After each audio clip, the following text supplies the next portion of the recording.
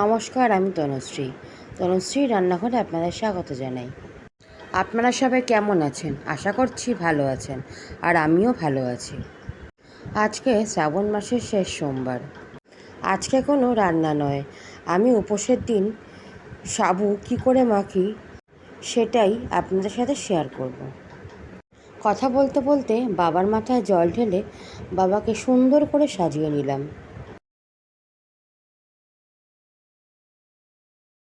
দেখুন বন্ধুরা, সব ঠাকুরকে খুব সুন্দর করে সাজিয়েছি, ঠাকুরকে ভোগও দিয়ে দিয়েছি।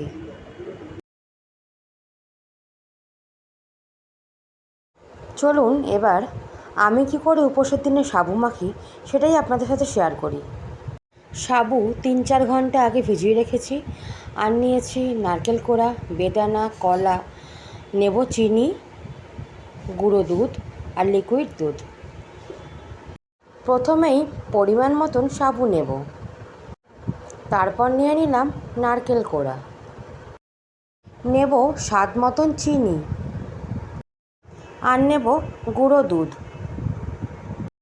তারপর প্যাকেটের লিকুইড দুধ দিয়ে ভালো করে সাবুটাকে মেখে নেব। চ্যানেলে নতুন বন্ধু হলে অনুরোধ রইল, অবশ্যই চ্যানেলটাকে সাবস্ক্রাইব করবেন আর পাশে থাকা বেল আইকনটা প্রেস করে দেবেন। চিনি, নারকেল, দুধ দিয়ে ভালো করে মেখে নেওয়া হয়ে গেছে। এবার দিয়ে দেব 2 কলা দিয়েও ভালো করে মেখে নেব। আজকের এই সাবু মাখা যদি আপনাদের পছন্দ হয় তাহলে একটা লাইক করবেন, কমেন্ট করবেন আর শেয়ার করবেন।